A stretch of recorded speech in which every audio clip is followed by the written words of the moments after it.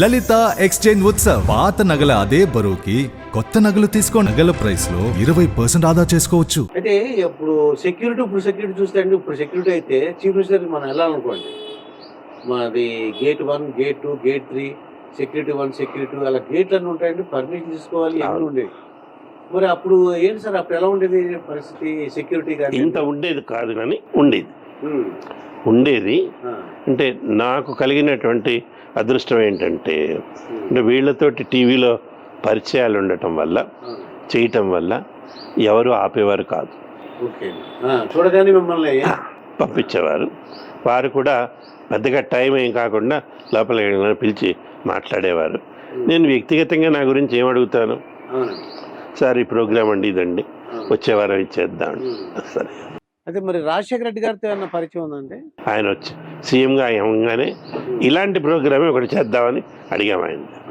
నేను ఇలాంటిది చేయను అన్నాడు ఆయన. ఇది జాబులాగా నేను నేను చెయ్యనిది, నేను వస్తాను, పత్రికా విలేకరులందరినీ పెట్టండి, వాళ్ళు అడిగిన ప్రశ్నలకు నేను సమాధానం చెప్తాను, నువ్వు దానికి సంధానకర్తగా ఉండు. అలాగే సార్, ప్రెస్ మీట్ లాగా అన్నమాట. అది చేశారు. అంటే ఆయన దృష్టిలో ఒకటి ఉండేది, ఈ ప్రజల నుంచి వస్తున్న ఫోన్స్ అన్నీ వాళ్లే చేస్తున్నారు. ఒకటి నన్ను నేరుగా అడిగాడు ఆయన. ఇప్పుడు ఆయన ఏ స్వర్గంలో ఉన్నాడో తెలియదు కానీ, ఏం ఛాన్సరు, ఈ ఫోన్లని మీరు చేస్తున్నారా వాళ్ళే చేస్తున్నారా అంటే, సార్ ఫోన్ కాల్స్ నిజమే సార్, వాళ్ళ అందరూ చేస్తారంటే మీరు సర్దుతారండి, మీ ఉద్యోగం కదా, అట్లా మాట్లాడాడు. అలా జరిగేది. తను కూడా సమస్యల్ని నేరుగా పరిష్కరిస్తాడు, ఎక్కువగా దాన్ని జాగు చెయ్యరు. మీరు టీవీలో వార్తలు చూస్తున్నారు కదా సార్, అప్పుడు అంటే పాలిటిక్స్కి, అప్పుడు రాజకీయాలకి ఇప్పటికీ అన్నా మీరు అవగాహన ఉందా? ఏమైనా చూస్తుంటారా అన్న? అవగాహన ఉంది. మీరేం చేస్తారు అంటారు. అంటే ఇప్పుడు రాజకీయాలు 12 ఏళ్ల పిల్లాడి దగ్గర నుంచి 80 ఏళ్ల ముసలాడి దాకా అందరికీ అర్థమవుతున్నాయి. కానీ ఎవరు ధైర్యం చేసి ఇది ఇలా అని చెప్పే పరిస్థితి లేదు. అంటే ఎవరికి కూడా నిలకడ లేదు. నేను ఇవాళ ఇలా చెప్పానంటే రేపటిదాకా ఈ మాట మీద నిలబడే అవకాశం లేదు, మార్చేస్తాను, కాదని చెప్తాము. నేను అనలేదంటాడు. అన్నిటికీ మించి నన్ను ప్రజలు తప్పుగా అర్థం చేసుకున్నారంటాడు. ఇది గొప్ప విషయం అండి. ఇది ప్రజలే తప్పుగా అర్థం చేసుకున్నారు. నేను అలా అనలేదు, నేను అన్నది వేరు, వాళ్ళు అర్థం చేసుకునేది వేరు. వాళ్ళతోటి వాగ్యుద్ధం అనవసరం. కానీ ఒకటి మటుకు జరుగుతుంది, మన సమాజం మీద 2 వర్గాలు విపరీతమైన ప్రభావాన్ని చూపిస్తున్నాయి. ఒకటి రాజకీయాలు, 2 సినిమాలు. సినిమా వాళ్ళు మేమేం వాళ్ళని చెడగొట్టాలని తీయట్లేదు, వాళ్ళు అడుగుతున్నారని తీస్తున్నామంట. ఎవరైనా మిమ్మల్ని వచ్చి అడిగారండి ఇలా చొక్కా లాగులు లేకుండా సినిమాలు తీయమని, లేకపోతే కథలు ఇష్టం ఉన్నట్టు చెప్పమని? అంటే వాళ్ళు మేమేం చెప్పాము, మీ దగ్గర ఉన్న కథలే మేము చెబుతున్నాం అంటారు. అంటే 10th క్లాస్ ఇంటర్మీడియట్ గర్ల్స్ అదే ఆ వయసులో ఉన్న పిల్లలు ప్రేమించుకోవడం ఒక ప్రేమేనా? అన్ని పనులు, దానికి ఒక పద్ధతి కానీ ఇది కానీ ఏమీ లేదు. ఎవరు ఎందుకు చెప్పారు? ఇంకా ఏంటంటే వితండవాదం చేస్తారు. ఆ గుళ్ళ మీద ఆ బొమ్మలు చూపిస్తారు, అవి లేవా, మీరు గుడికి తీసుకెళ్ళావని చూపిస్తారు. మేము చేస్తే తప్పేంటి? అలాగే ఇప్పుడు కొత్తవన్నీ వస్తున్నాయి. పెళ్ళిళ్ళే చేసుకోవాలా, పిల్లల్ని కంటానికి పెళ్ళిళ్ళు ఎందుకు?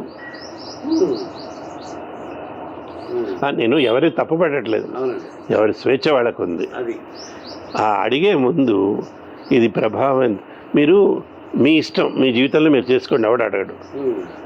ఒక సమాజ వేదిక మీద వచ్చినప్పుడు అవి అడగాలా వద్దా, అవి చెప్పాలా వద్దా? అలాగే రాజకీయాలు కూడా. నిన్న నేను ఒక మాటని ఇవాళ నేను అనలేదని నన్ను మీరు తప్పుగా అర్థం చేసుకున్నాను. చూసేవాడు ఏమంటాడు? ఆ ప్రభావం అవి తగ్గాలి అంటే మన టెలివిజన్ మాధ్యమం నిజాలనే చూపించాలి, వ్యాఖ్యానాలు తగ్గించాలి, అప్పుడు ఉపయోగపడుతుంది. అయితే మీరు ఈ సినిమాలు అన్నందుకు ఈ సినిమా హీరోలు లేకపోతే హీరోయిన్లు వాళ్ళతో పరిచయాలు కానీ ఇప్పుడు మాట్లాడడం కానీ మాట్లాడటం ఉంది, పెద్దగా పరిచయాలు లేవు. నాకు తెలిసినంత వరకు అండి ఇదివరకు ఏం చేసేవారంటే ఇప్పుడైతే సెల్ఫీలు తీసుకున్నారు. పూర్వం అయితే ఆ సినిమా వాళ్ళ దగ్గర ఆటోగ్రాఫ్లు తీసుకున్నారు. అంటే అటువంటి వాళ్ళతో ఏమైనా పరిచయం ఉందా లేకపోతే? నా ఆటోగ్రాఫ్లే చాలా మంది తీసుకున్నాను. సినిమా యాక్టర్లు అండి, వాళ్ళకి సరదాగా ఉండేది. పేర్లు ఏమైనా చెప్పగలరా అండి? వీళ్ళందరూ నాకు చెప్తేనే వాడు శ్రీనివాసరావు వీళ్ళంతా. తర్వాత వేరే చోటుకి వెళ్తే కూడా వాడు అంటే నేను సినిమాల్లో వేసి విడుదల కాని సినిమాలు ఉన్నాయి. అలాంటి సందర్భాల్లో వెళ్ళినప్పుడు మర్యాదగా మాట్లాడతారు. వేరే వాళ్ళకి ఇచ్చే మర్యాదకి నాకు 10 ఎక్కువ ఇస్తారు, వచ్చి పలకరించి.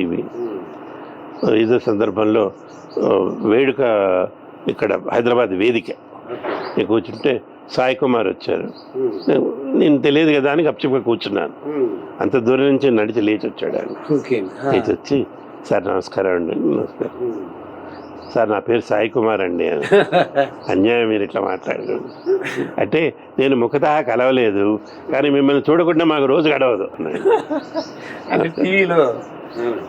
అంటే చాలా సంతోషం అండి, మీరంటే నాకు చాలా ఇష్టం అండి అని. వాళ్ళ నాన్నగారు కూడా చెప్పారు ఆ మాట, పిజే శర్మ గారు.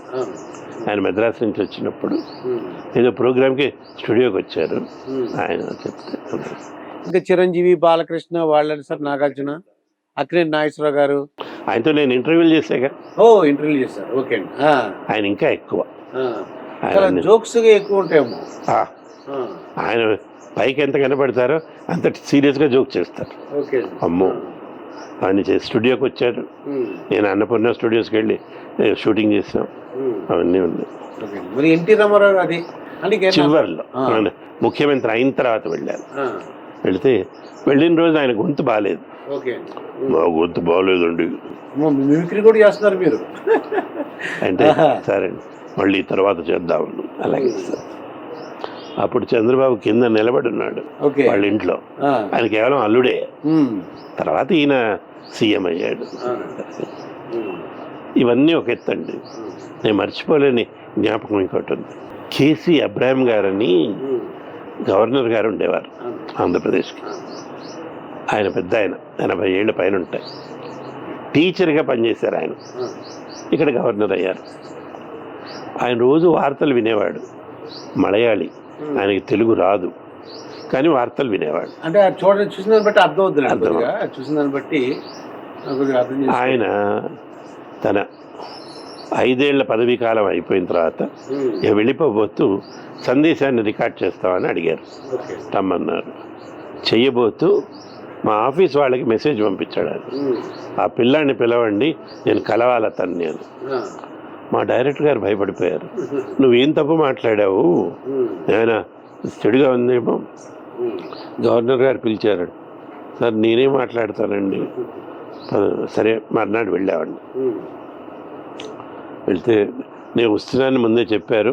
ఆయన అక్కడ వాళ్ళ స్టాఫ్కి చెప్పారు, కూర్చోబెట్టారు. ఆయన మేడం నుంచి దిగాలి. మెల్లిగా దిగి వచ్చారు. పెద్ద ఆయన నడవలేరు. దిగి వచ్చి రాగానే మొదటి ప్రశ్న, ఆ అబ్బాయి వచ్చాడా? యాజ్ దట్ బాయ్ కామ్ వచ్చేసారు. ఇలా చూశారు, నిలబడి sit down I am your fan. You know, I am a Malayali. I don't know Telugu. But every day I watch your news. I have learnt news because of your bulletin. I like it very much. When I go back, I still watch it. God bless you.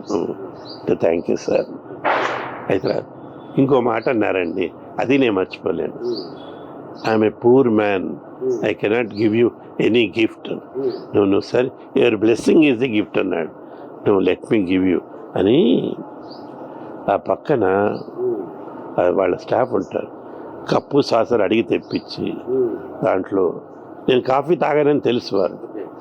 పాలు పోసి పెద్ద ఆయన చక్కెర వేసి you please take this, నాకు కళ్ళబడి బర్ర నీళ్ళు. మా ఇంట్లో మా తాతయ్యో మా నాన్నగారు ఉండుంటే అలా ఇచ్చేవారు. ఆయన అది తీసుకున్న తర్వాత దండం పెడుతూ I will remember even if I go back to my land I will watch it. మీరు ఏ సంవత్సరంలో రిటైర్డ్ అయ్యారండి? ఏ సంవత్సరంలో రిటైర్ అయ్యారు? 2014. 2014. అప్పుడు ఈ జీతం ఉంటుందండి? దాదాపు 1.5 ఉండేది. 1,50,000. ఇప్పుడు పెన్షన్ కూడా వస్తుందన్నమాట. ఇవన్నీ ఇన్కమ్ ట్యాక్స్ చెప్తారా? చెప్పండి, మీకు ఎగ్జామ్షన్ ఉంటుంది. చెప్పినా పర్లేదులేండి. అయితే ఇంకా మీకు ప్రజెంట్ కోరికలు ఏమి ఉన్నాయా సార్? కోరికలు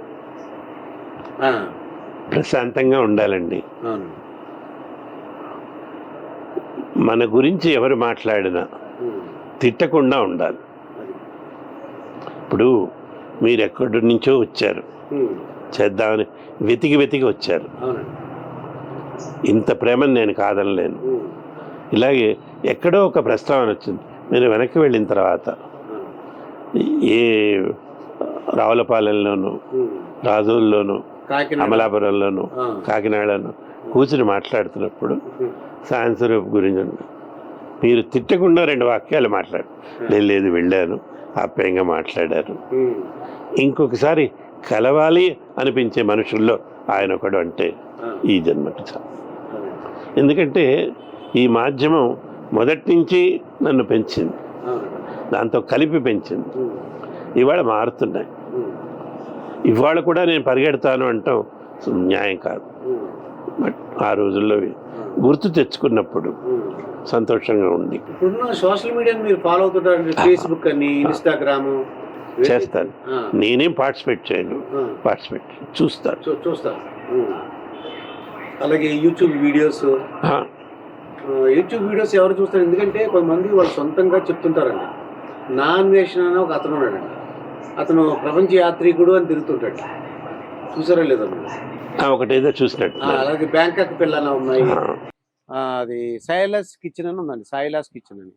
అమ్మ మాట, పూల చొక్క నవీను, మామన్ని, ఇటువంటి వాళ్ళందరూ కూడా రోజు ప్రోగ్రామ్ చెప్తున్నాను. నేను ఏం చేస్తాను, ఇవాళ మా శాంతి స్వరూప్ గారిని కలుసుకున్నాను, మా ఇంటికి ఇలా వచ్చారు, ఇలా జరిగింది, ఏదో చెప్తుంటారండి. అవన్నీ వాళ్ళు వీడియోస్ చూస్తుంటారండి. అన్ని చూడరు, ఎందుకంటే వాటిలో చూడదగింది ఏమీ ఉండదేమన్న నా అభిప్రాయం. అవును, కరెక్టే. అంటే అది కొంతమంది ఇప్పుడు వంటలు చేస్తున్నారు, అది ఇంట్రెస్ట్ ఉన్న వాళ్ళకి పనిచేస్తుంది. ఆ ఇంట్రెస్ట్ ఉన్న వంటలో ఇంట్రెస్ట్ ఉన్న వాళ్ళు చూసుకుంటారు, ఎలా చేస్తున్నారు, ఆ సాయిలాస్ మేడం గారు ఎలా చేస్తున్నారు ఏంటని చూస్తారు. ఇంకొక ఆవిడ ఎవరో ఉన్నారండి, యుఎస్లో ఉంది ఆవిడ, తెలంగాణలో మాట్లాడుతుంది. ఓ బాగున్నారులే అంటుంది, ఆవిడ చేస్తుంది. అది ఇక్కడ వాళ్ళకి నచ్చుతుంది. ఏం చేయదు, జిలేబీ ఎట్లా చేయాలి, సకినాలు ఎట్లా చేయాలి, అది నేనేం చేస్తాను. ఇప్పుడు మీరు ఈ న్యూస్ రీడింగ్ టైంలో, అంటే వృత్తిలో ఉన్నప్పుడు కొన్ని కార్యక్రమాలు ఉంటాయండి, అంటే ఫ్యామిలీ ఫ్రెండ్స్ ఫంక్షన్లు కానీ, లేకపోతే చుట్టాలు కానీ ఏదైనా జరిగినప్పుడు మీరు వెళ్ళటానికి కుదరదు. అబ్బాయి చీఫ్ మినిస్టర్ ప్రోగ్రామ్, అలా అటువంటి సందర్భాలు ఉన్నాయండి? చాలా, అంటే పోగొట్టుకునే ఉంటాయి, అదే వెళ్ళలేము. ఎందుకంటే ఉద్యోగం ఇచ్చేస్తుంది. అవునండి. ఎందుకంటే అక్కడేమో రమ్మని అంటారు, 3 రోజులు ఫంక్షన్ అంటారు చుట్టాలది. ఇక్కడేమో సీఎం గారి ప్రోగ్రామ్ ఉంది, లేకపోతే ప్రైమ్ మినిస్టర్ వస్తున్నారు, వెళ్ళడానికి ఉండదు. చాలా జరిగినాయి అలాంటివి. ఈ సందర్భంలో మా ఆయన కోపాలు కూడా వచ్చినాయి. ఓకే, నువ్వు లీవ్ పెట్టచ్చు కదా, లీవ్ పెడితే ఎవడు అడుగుతాడు. నేను లీవ్ లెటర్ రాస్తే మా డైరెక్టర్ గారు చింపేశారు. నువ్వు వెళ్ళిపోతే డేంజరు, వేరే వాడు అంటే అవుట్ సోర్సింగ్ చేయించాలి, వాడు తప్పు చేస్తే నా మీదకి వస్తుంది, నువ్వు ఉండాలి.